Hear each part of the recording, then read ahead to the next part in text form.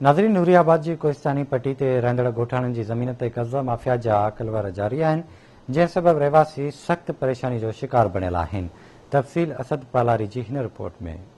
नूरियाबाद जे कोहिस्तानी पट्टी ते रहंदड़ माण्हुनि सां बासर कब्ज़ा माफ़िया जा कलूर जारी, रहवासी सख़्त परेशानी जो शिकार बणियल। मुतासिर रहवासियुनि पारां बासर ब्रोकरनि तोड़े कब्ज़ागिरनि संदन मक़ामी पुलिस जे ज़ियादतियुनि ख़िलाफ़ एहतजाज करे सख़्त नारेबाज़ी कई। उन मौक़े ते इस्माइल जाखरो, शहज़ाद जाखरो, अनवर कोहिस्तानी ऐं ॿियनि एहतजाज कंदे आवाज़ टीवी न्यूज़ सां ॻाल्हाईंदे चयो त संदन ॻोठ पाकिस्तान ठहण खां अॻु जा आबाद आहिनि, जिते ॻोठ खां सवाइ संदन क़दीमी क़ब्रस्तान, माल जा चरागाह, स्कूल, मस्जिद समेत संदन ज़मीनूं मौजूद पिण आहिनि। हिननि चयो त हाणे कुछ वक्त खां वठी बासर मक़ामी माण्हू कब्ज़ा माफ़िया ब्रोकरनि ऐं रेवेन्यू खाते जे अमलदारनि जी मिली भगत सां संदन ॻोठ तोड़े ज़मीननि ते कब्ज़ो करे खेनि बेदख़ल करणु चाहिनि था। ये बासर माण्हू कुछ वॾेरा असांजे ॻोठ जा असांखे धमकियूं घर रही रहिया आहिनि। हिकिड़ो जानू पाण सॾाईंदो आहे, ॿियो गुलू गवर्नमेंट, टियों असांजो वॾेरो ठारू, जेको ही जाइदाद कब्रस्तान 50 राजनि जो आहे। हिन में साईं जो ॻोठु आहे, फ़कीर मोहम्मद आहे, धणी बशमुल्लाऊं आहे, साईं यारू वाडो आहे। हाणे ये वॾेरो जेको असांजी ज़मीन विकिणणु चाहे पियो, वस वारा गवर्नमेंट या MP शेराज़ी जेके बि आहिनि, इन्हनि खे हथ ॿधी अर्दा करियूं त असांजो डैम, कब्रस्तान, साईं जो ॻोठु, इन खां ॿिया बि जेके पासे वारा ॻोठ आहिनि सभु, ऐं बोरिंग जे हुन खां पुॼे महिरबानी कंदा असांखे स्कूल बि चालू करे ॾियनि।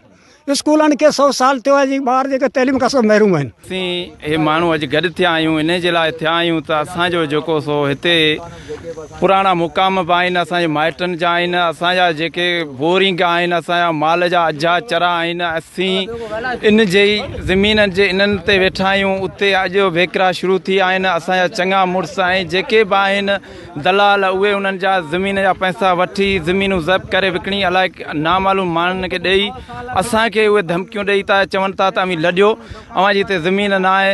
इन्हनि जे लाइ असां अपील था कयूं DC ऐं ऑफिसरनि खे, जेके सिंध आला जा वज़ीर आहिनि, उन्हनि खे त असांजी बाबा ज़मीनूं कुस्तानी बचायूं वञनि। असां ग़रीब केॾांहुं वेंदासीं, मिसकीन माण्हू आहियूं, असां त केॾांहुं बि ॿिए पासे नथा वञो सघूं। साल खां वठी उन में असांजा अब्बा ॾाॾा दफ़ननि, उहा असीं मुक़ाम कोन ॾींदासीं।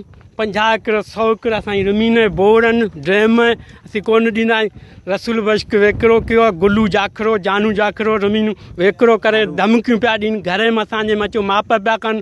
असांजा मैशूम बचावे केॾांहुं वेंदा, असीं बाबा जुलूस कंदासीं, ठटो पूरो हड़ताल कंदासीं, कराची रोड बंदि कंदासीं। जेकी आवाम गॾु थिए न, या सिंधी घोड़ा घोड़ा करे असीं हड़ताल कंदासीं। असांजा मुक़ाबिलो करे असांजो मुक़ाम छो पिया इहे वेकिरो कनि, माप पिया कनि। इहे असांजो कब्रस्तान आहे अपन ॾाॾनि जो, संधीअ खां कंहिं टाइम खां असांजा पंहिंजा हिनखे वेकिरो करणु चाहिनि पिया।